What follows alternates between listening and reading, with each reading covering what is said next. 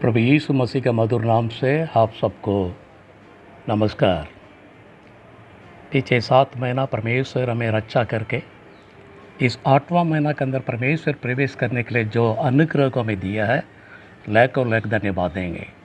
पहाड़ भी हट जाएगी, पहाड़ी भी अलग हो जाएगी, तब भी मेरा अनुग्रह तुझसे कभी न हटेगी करके वायदा किया हुआ परमेश्वर लगातार हम सबके साथ इस संसार सारे तरफ कोरोना करके एक प्रकार का बीमार से पड़ने से भी परमेश्वर अभी तक हमें बचाकर हमें आशीष कर कर आया है।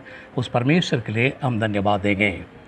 मैं इस महीना का शुरुआत के लिए जब परमेश्वर को ओर आकर मैं जब प्रभु से प्रार्थना कर रहे थे, मैं जब पढ़ रहे थे अय्यूब का किताब में, वहाँ पर अय्यूब का किताब पहला अध्याय का 10 वचन को जब मैंने पढ़ा, मेरे अंदर एक नया अभिषेक के साथ एक नया बातों को मैंने अपने आत्मा में महसूस किया। मैं उस वचन को आपके लिए मैं पढ़ रहा हूँ। क्या तूने उसकी और उसकी घर के और जो कुछ उसका है उसके सारों ओर बाड़ा नहीं बांधा? तूने जो उसका काम पर आशीष दी है और उसकी संपत्ति तेज पर फैल गई है। यहाँ इस बातों को हम देखते हैं, शैतान परमेश्वर का उपस्थिति में आकर परमेश्वर से बात करता है। वहाँ पर अय्यूब के बारे में चर्चा चल रही है। जब परमेश्वर अय्यूब के बारे में एक अच्छा गवाही को देता है, वहाँ शैतान परमेश्वर से बोलता है 10 वचन को और एक बार आप पढ़िएगा, और उसके घर की और जो कुछ उसका है उसके सारे ओर बाड़ा नहीं बांधा है। और आगे क्या लिखा है? तूने जो उसका काम पर आशीष दी और उसकी संपत्ति तेज पर फैल गई है। वाड़ा बांध कर हमें रक्षा करके आशीष दे के हमें बढ़ाने वाला परमेश्वर हमारा यीशु है। इस महीना का शुरुआत में मैं इस वचन से आपसे मैं बात करने के लिए मैं चाहता हूँ। परमेश्वर आपका घर, आपका संपत्ति, आपका परिवार, आपके बच्चे और सारे तरफ परमेश्वर एक वाड़ा बांध कर रखा है। प्यारों, इस वाड़ा क्या है? जब इस्राएल लोग मिस्र देश में गुलाम थे, जब परमेश्वर उसको चुलाने के पहले आखिरी में एक बातों को किया, पस्का को मनाने के लिए बोला था। एक एक घर पर मेमना का लहू जो है उसका पाटक पर उसका घर के सारे तरफ छिड़का गया जाता। जब नाश करने वाला दूध जब रात को निकला था, उस रथ को देखकर उस परिवार के अंदर जो कोई था उसको कुछ नहीं हुआ। प्यारो, हमारे लिए बस्का का बलि यीशु है। यीशु हमारे लिए अपना रक्त को बहाया है। यीशु का लहू हमारा घर का सारे तरफ होने पाए, ताकि नाश करने वाला जो शैतान हमारे जीवन के अंदर कभी नहीं आएगा। वो हमें कुछ नहीं कर सकता है, बीमार से और किसी प्रकार का कमज़ोर से वहाँ नहीं आ सकता है।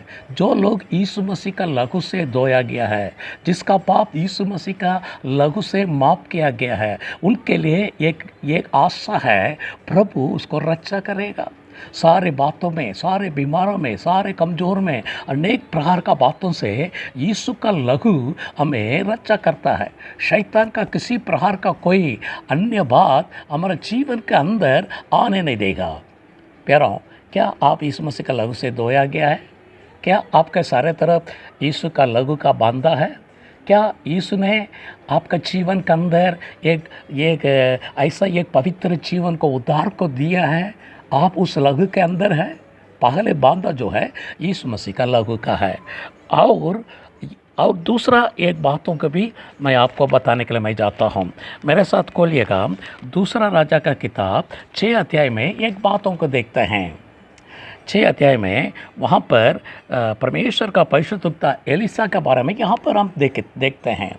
वहाँ परमेश्वर का दास जो एलिसा जो है वहाँ पर बैठा है, उसको पकड़ने के लिए मिलिट्री को भेजा जा रहा है। आप 11 वचन से लेकर आप पढ़िएगा, आराम के राजा उसको पकड़ कर ले आने के लिए, और आप पढ़िएगा 15 वचन से लेकर पढ़िएगा, भोर को परमेश्वर का भक्त का टहलुआ उठा और निकल कर क्या देखा कि कोड़ों और रथों समेत एक ढल नगर को घेरे हुए पड़ा था। तो उसने उसको सेवक ने उसको कहा, हाय मेरे स्वामी, हम क्या करें? सारे तरफ मिलिट्री पड़ा है, सारे तरफ एलिसा को पकड़ कर ले जाने के लिए। एलिसा का नौकर ने उसको देख कर चिल्ला रहा है, हाय हम ख़त्म हो गया है। लेकिन आगे आप 17 वचन में जब पढ़िएगा तब एलिसा ने ये प्रार्थना की। क्या प्रार्थना की? ये यहोवा इसके आंखें खोल दे, इनका आत्मिक आंखें खोल दे, ताकि वो देख सके। ये यहोवा आंखें खोल दे, ये देख सके। तब यहोवा ने सेवक को आंखों खोली थी और अब वो देख सका। तब क्या देखा कि एलिसा के सारे ओर और पहाड़ अग्निमय घोड़ा और रथों से भरा हुआ था। अग्निमय घोड़ा और रथों से भरा हुआ था। परमेश्वर हमें रक्षा करने के लिए हमें ऐसा वादा बांधा है। पहले लहू का वादा, यीशु का लहू का, दूसरा स्वर्गदूतों को झुंड, अग्निमय रथ का, पवित्र आत्मा का आग बांधा हमारा घर, हमारा संपत्ति, हमारा दौलत, हमारा बच्चे, हमारा कार्य, हमारा काम, सारे तरह वो प्रभु वहाँ पर अपने स्वर्गदूतों को भेजकर हमें रक्षा करता है। हालेलुया।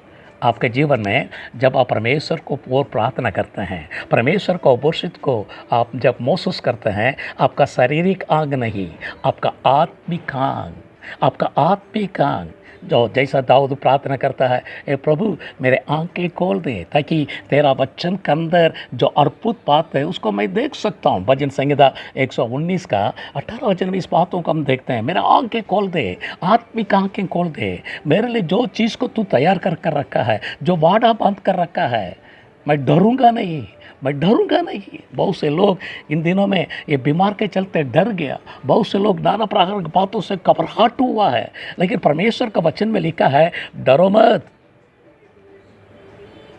हम लोग के साथ जो है बहुत है, उनसे कम है, उनका मिलिट्री को देकर डरता है, उनका कार्य को देकर डरता है। लेकिन मैं तुम्हारा साथ आगे नहीं, अग्निमय रथ के साथ प्रभु यीशु इस महीना पूरा आपके साथ रखेगा। और एक वचन को भी मैं आपको, तीसरा एक बात को मैं आपको दिखा के मैं अंत करने के लिए चाहता हूँ। पहले यीशु मसीह का लहू का बांधा, दूसरा स्वर्गदूतों का आग जो बात है, तीसरा वचन संहिता 91 का पहला वचन को पढ़िएगा। जो परम प्रधान का छाए हुए स्थान में बैठा रहे, वे सर्वशक्तिमान का छाया में टिका ना पाएगा। परम प्रधान के छाया क्या है? क्रूस का छाया। प्रभु यीशु जहाँ पर आपके लिए मेरे लिए अपना रथ बहाया, वो क्रूस का छाया जिस कर के ऊपर है, जिसको ऊपर है, वो विपत्ति से नहीं डरेगा। उनका डेरा का नज़दीक कोई विपत्ति नहीं होगी, कोई बीमार नहीं आएगी, क्योंकि क्रूस का साया उसको रक्षा करता है। भजन संहिता 91 में जो जो बातें लिखा है वो सारे आशीष को वो पाएगा, क्योंकि वहाँ पर 10वां वचन में ये बातों को लिखता है, क्योंकि कोई विपत्ति तुझ पर न पड़ेगी, कोई दुख तेरे डेरे के निकट न आएगा। कोई विपत्ति तो तुझ पर नहीं पड़ेगी, क्योंकि वो मेरा नाम को जानता है, मेरा क्रूस को जानता है, मेरा लहू का सामर्थ्य को जानता है। उनके सारे तरफ जो स्वर्गदूत खड़ा है उस आशीष का बातों को वो जानता है। एक लहू का बाड़ा है जो उद्धार पाया हुआ लोगों के लिए, जो परमेश्वर का उपस्थित में रहने वालों के लिए आग रथ का, आग से भरा हुआ रथ का बाड़ा है। और तीसरा क्रूस का बाड़ा है। क्या आपके जीवन में ये तीनों है? क्या आप इसको अपने जीवन में पाए हैं? शैतान कह रहा है तूने उसको वाड़ा बांधा है, तूने उसको वाड़ा बांधा है। कभी कभी हमारा आंख में दिखाई नहीं पड़ता है, लेकिन शैतान को दिखाई पड़ता है। मेरे पास समय नहीं है बहुत से बातों को बोलने के लिए, लेकिन हम ये बातों को याद रखें। वहाँ सबोदेशक में एक वचन ऐसा लिखा है, जो बांधा को तोड़ेगा उसको सांप काटेगा। सबोदेशक 10 अध्याय का 8वां वचन को पढ़िएगा। सबोदेश 10 का 8, जो वाड़ा का तोड़ता है वो क्या करता है? उसको सांप काटता है। और आप खास करके भजन संहिता 80 को आप ध्यान से पढ़िएगा। भजन संहिता 80 में ये बात लिखा है, वहाँ लिखा है, फिर तूने उसके बाड़ों को क्यों गिरा दिया? क्यों उसका बाड़ा को क्यों करा दिया? क्योंकि आगे आप पढ़ते जाइएगा, जंगली सुअर उसको नष्ट किए डालता है 13 वचन में, भजन संहिता 80 का 13 वचन में। जो बाड़ा को तोड़ता है, परमेश्वर जो लघु का बाड़ा को रखा है, अपने दूधों से रथ भरा हुआ, आग भरा हुआ रथ को रखा है, और जो उसका क्रूस का साया से जो भागता है। आजकल बहुत से लोग परमेश्वर का वचन को नहीं देखता है, कोहुल में जो बातों को लिखता है उसको लेकर प्रचार करने वाला लोग भी होता है। परमेश्वर का वचन को पर उनको विश्वास नहीं है, कोहुल का बातों पर उसको विश्वास है, क्योंकि ये एंटी क्रिस्ट का दिन है। कह रहा हूँ, हम अपने जीवन में याद रखिएगा, इस महीना में परमेश्वर आपके लिए जो बाड़ा बांध कर रखा है, और एक पर पढ़िएगा, स्वोपदेश पहला अध्याय का 10वां वचन को पढ़िएगा, आशीष देता है। पहले परमेश्वर वाड़ा बांध के तुम्हें रक्षा करके आशीष देता है। जो कुछ तू करता है उसको ऊपर परमेश्वर का आशीष होता है। और तीसरा वहाँ पर लिखा है, और देश पर उसको उन्नति होता है। आइए प्रार्थना करें। अनुग्रहकारी जीवित महान परमेश्वर, हम धन्यवाद देते हैं इस महीना के लिए। इस महीना में मेरा घर के बच्चों सारे तरफ वाड़ा बांध कर प्रभु यीशु हमें आशीष दे के, हमें रक्षा करके, हमें बढ़ाने वाला परमेश्वर हमारे साथ रहे। तेरा लघु का सखरपना प्रभु, तेरा स्वर्गदूतों का झुंड, क्रूस का साया हमसे हटने ना पाए, यीशु के नाम से आमेन आमेन। प्रभु यीशु आप सबको आशीष दे। God bless you. आमेन।